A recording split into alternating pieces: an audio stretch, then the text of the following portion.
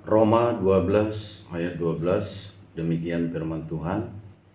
Bersukacitalah dalam pengharapan, sabarlah dalam kesesakan, dan bertekunlah dalam doa.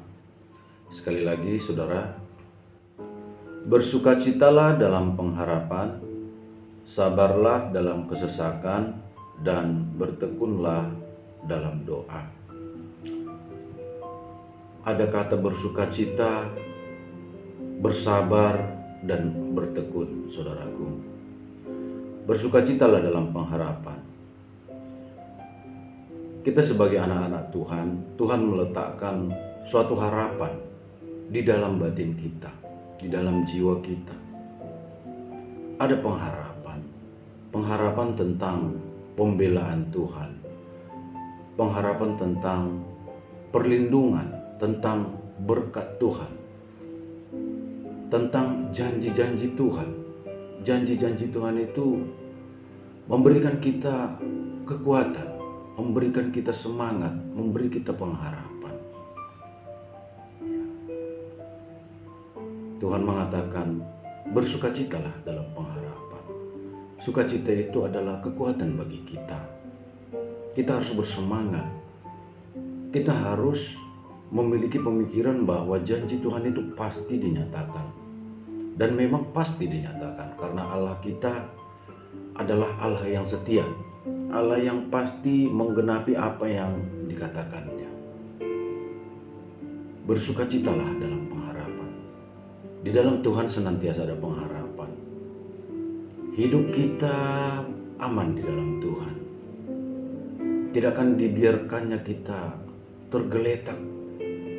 Tidak akan dibiarkannya kita terlepas, terhilang. Di dalam Tuhan itu ada perlindungan sejati, ada jaminan. Bahkan firman Tuhan mengatakan di dalam Tuhan itu ada Roh Kudus yang menjamin segala janji Allah. Roh Kudus itu jaminan. Roh Kudus itu jaminan bagi kita. Sampai semua janji Allah dinyatakan. Maksudnya apa? Ketika Roh Kudus ada di dalam kita, semua janji-janji Allah itu akan dinyatakan. Mulai dari berkat, perlindungan, keselamatan, hidup kekal. Roh Kudus itu yang menjadi jaminan bagi kita. Kita orang yang percaya kepada Tuhan, kepada Kristus, Roh Kudus diberikan. Bahkan saudaraku, firman Tuhan mengatakan bahwa kita ini adalah anak-anak Allah. Yohanes 1 ayat 12 mengatakan, tetapi semua orang yang menerimanya, menerima Kristus, diberinya kuasa supaya menjadi anak-anak Allah, yaitu mereka yang percaya dalam namanya. Kita yang percaya kepada Yesus, kita diberi kuasa menjadi anak-anak Allah. Kuasa seperti apa? Kuasa untuk menaklukkan dunia ini, menaklukkan kuasa kegelapan. Dengan apa? Dengan Roh Kudus. Hanya Roh Kudus yang mampu menaklukkan kuasa kegelapan, roh-roh jahat. Bahkan menaklukkan kelemahan kita. Itu Roh Kudus yang menolong kita. Menaklukkan kedagingan kita. Itu dengan kuasa Roh Kudus. Kita harus tunduk kepada firman. Kita harus hidup, menghidupi firman. Dan itu juga Roh Kudus yang memampukan. Dengan kekuatan kita sendiri kita tidak mampu untuk taat kepada Allah, untuk melakukan kehendak Allah. Kita tidak mampu. Sehingga ketika kita percaya kepada Kristus, menerima Dia, percaya kepada namanya, Roh Kudus diberikan. Maka dikatakan dalam Yohanes 14 ayat 15, barang siapa mengasihi aku, ia akan melakukan seluruh kehendakku, dan aku akan minta kepada Bapa supaya diberinya seorang penolong, diberinya Roh Kudus. Jadi setelah kita percaya Yesus, terima Yesus, Roh Kudus diberikan untuk bisa hidup sebagai anak-anak Allah, menjadi anak-anak Allah, menjadi anak-anak yang kudus, menjadi anak-anak yang suci, anak-anak yang benar. Roh Kudus harus memimpin kita, harus menyertai kita, supaya kita menjadi anak-anak Allah. Bahkan Roh Kudus juga yang bersaksi bersama dengan roh kita bahwa kita adalah anak Allah. Roma 8 ayat 14 sampai 16 dikatakan, semua orang yang dipimpin roh Allah adalah anak-anak Allah, adalah anak Allah. Semua orang yang dipimpin roh Allah adalah anak Allah. Kita dipimpin roh Allah. Karena kita adalah anak Allah. Sehingga rohnya memimpin kita. Memimpin kemana? Ke dalam seluruh kebenaran. Memimpin kemana? Memimpin supaya kehendak Allah di dalam diri kita itu tergenapi, tercapai. Memimpin kemana? Memimpin di jalan yang ditetapkan Tuhan. Jalan kehidupan, jalan keselamatan. Sampai di titik akhir selesai, kita menang bersama dengan Tuhan. Semua orang yang dipimpin roh Allah adalah anak Allah. Ayat 15, sebab kamu tidak menerima roh perbudakan yang membuat kamu menjadi takut lagi. Kita tidak menerima roh perbudakan, roh perhambaan, ketundukan kepada dosa yang membuat kita takut mati, takut maut. Bukan roh itu yang kita terima. Roh yang kita terima adalah roh yang mengalahkan dosa, roh yang mengalahkan maut, roh yang mencipta, roh kekuatan, roh kebenaran. Sehingga kita tidak perlu takut lagi akan kematian, akan hidup ini. Sebab roh yang maha kuasa itu ada di dalam kita, menyertai kita, menguatkan kita, membimbing kita, menghibur kita. Tetapi kamu telah menerima roh yang menjadikan kamu anak Allah, roh Allah. Yang menjadikan kita anak Allah. Oleh roh itu kita berseru ya Aba, ya Bapa. Karena roh kudus itu kita mampu mengatakan ya Bapa, ya Allah, ya Bapa. Ya Aba, ya Bapa. Kita memanggilnya Bapa. Kita diangkat menjadi anak. Dan kita dapat memanggilnya Bapa. Tidak seorang pun bisa mengatakan Allah itu Bapa kalau roh kudus yang memampukan. Roh kudus yang secara ajaib membaharui hati pikiran kita. Memberi keyakinan, iman kepada kita bahwa dia Bapa kita. Allah itu Bapa kita. Karena oleh roh kudus itu kita dijadikan sebagai anak-anak Allah. Kalau kita anak Allah berarti Allah adalah Bapa kita. Oleh roh itu kita berseru ya Aba, ya Bapa. Roh itu bersaksi bersama-sama dengan roh kita. Jadi kita punya roh. Roh kudus menyertai kita. Maka bersama-sama bersaksi bahwa kita adalah anak-anak Allah. Ya Aba, ya Bapa. Lain hal kalau bukan roh kudus di dalam kita, ada roh lain, roh jahat. Bisa kita di dalam seseorang yang tidak percaya Kristus, yang hidup dalam dosa, yang tidak percaya kepada Tuhan, dia bisa dirasuki oleh roh jahat. Maka terkadang ada orang kesurupan. Maka bisa kita lihat juga ada orang-orang yang perbuatannya demikian jahat. Karena apa? Ada roh jahat di dalam dirinya. Sewaktu-waktu dia bisa kesurupan. Tapi kalau kita di dalam Tuhan, kita percaya kepada Kristus, bukan roh itu yang ada pada kita. Bukan roh perbudakan, bukan roh ketakutan. Tetapi roh kudus, roh Allah. Yang membuat kita menjadi anak-anak Allah. Ayat 16, roh itu bersaksi bersama-sama dengan kita, dengan roh kita bahwa kita adalah anak-anak Allah. Dan di ayat 17 itu, roh kudus itu yang menjadi jaminan bagi kita untuk menerima semua janji Allah. Dalam 2 Korintus 5 ayat 5 juga dikatakan bahwa roh kudus menjadi jaminan bagi kita untuk menerima semua janji Allah. Itu sebabnya kita harus bersukacita, saudaraku. Bersukacita di dalam Tuhan. Kita percaya Yesus, kita bersaksi tentang Yesus dan kita hidup di dalam firman-Nya, aman. Ya. Sebab Roma berapa ya? Roma 10 ayat 9 dan 10. Iya, Roma 10 ayat 9 dan 10 demikian firman Tuhan. Sebab jika kamu mengaku dengan mulutmu bahwa Yesus adalah Tuhan dan percaya dalam hatimu bahwa Allah telah membangkitkan dia dari antara orang mati, maka kamu akan diselamatkan. Kalau kita percaya bahwa Yesus adalah Tuhan, percaya dalam hati bahwa Allah yang Maha Kuasa, Bapa itu membangkitkan Yesus dari antara orang mati, Yesus juru selamat, Allah firman yang menjadi manusia itu dibangkitkan. Kita percaya akan hal itu, maka kita diselamatkan. ayat 10.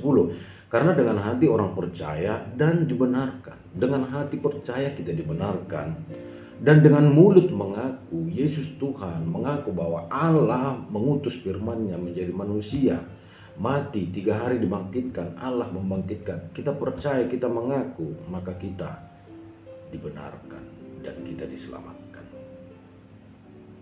Puji Tuhan saudaraku. Itu sebabnya kalau di dalam Tuhan ada pengharapan, janji-janji yang mulia, ya.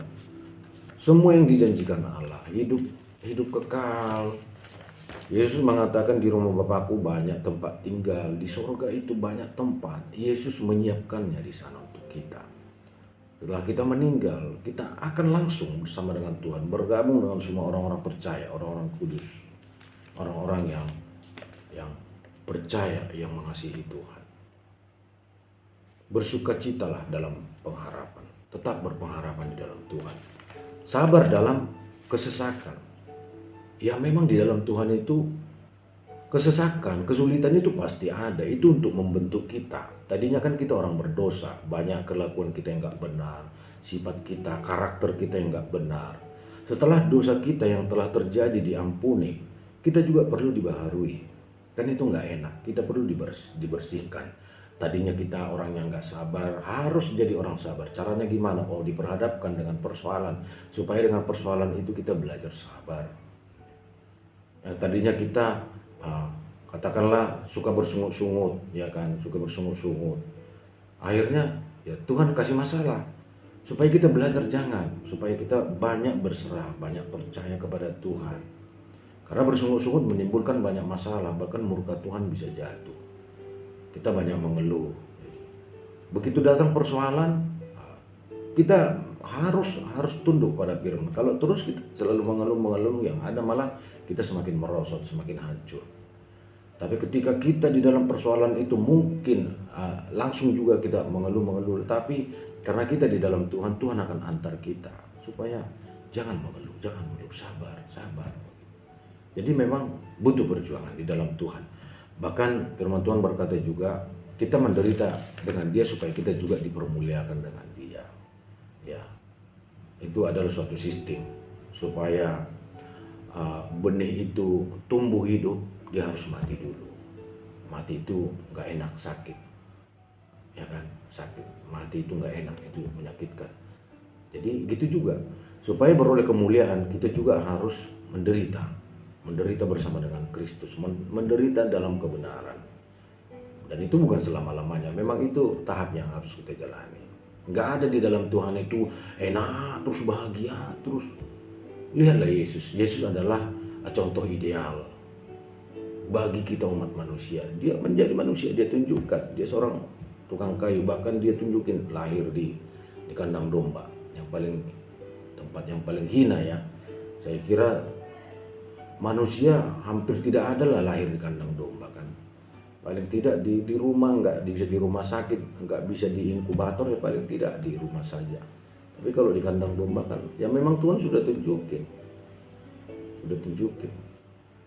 Jadi dia menjadi teladan bagi kita. Tunjukin kerendahan hati, tunjukin penderitaannya sebagai anak tukang kayu.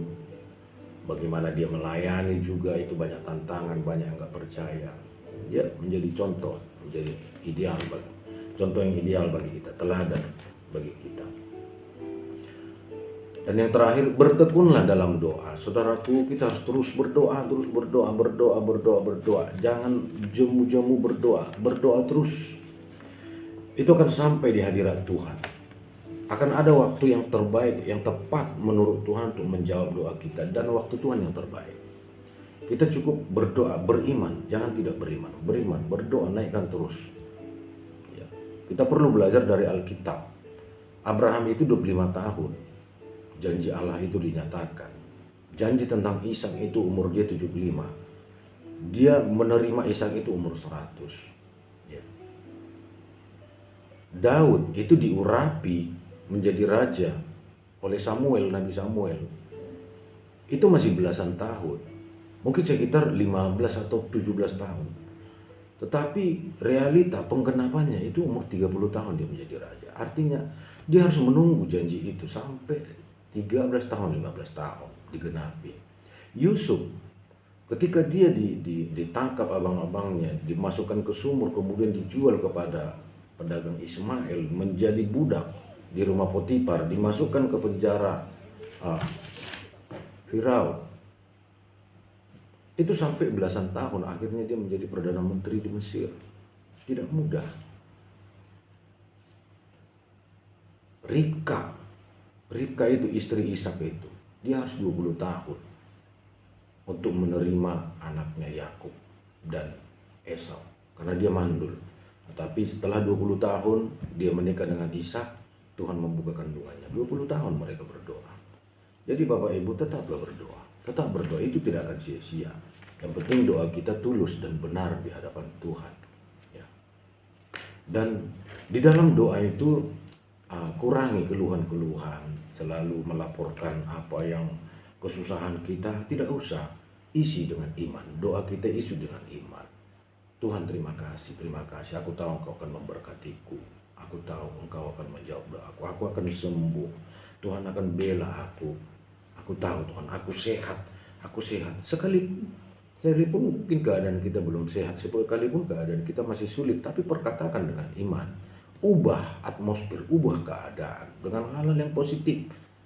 Negatif yang di pikiran kita, keadaan yang mungkin negatif, perkatakan dengan iman. Perkataan kita itu berkuasa. Aku sehat, diberkati oleh Tuhan. Mungkin ada sakit, tidak, aku sehat. Sebab apa? Aku di dalam Tuhan. Di dalamku ada kuasa Allah, ada Roh Kudus, aku anak Allah. Perkatakan yang beriman gitu. Jangan selalu keluhan Tuhan, aku begini, aku sembuh, kasih alih, aku ampuni terus ampuni. Jangan. Makanya perlu kita memang seperti yang saya katakan tadi, ada 3 hal. Percaya kepada dia, bersaksi tentang dia, mengakui dia, dan hidup di dalam dia aman. Yang 3 hal itu kita lakukan. Percaya kepada Yesus, kemudian kita bersaksi tentang dia, tentang kebaikannya, kemudian hidup di dalam firman. Nah, itu hubungan kita dengan Tuhan pasti aman. Dan janji Tuhan itu pasti dinyatakan bagi kita. Roh Kudus menjadi jaminan untuk itu dinyatakan bagi kita. Puji Tuhan saudaraku, bersukacitalah dalam pengharapan, sabarlah dalam kesesakan, dan bertekunlah dalam doa. Tuhan Yesus memberkati. Haleluya.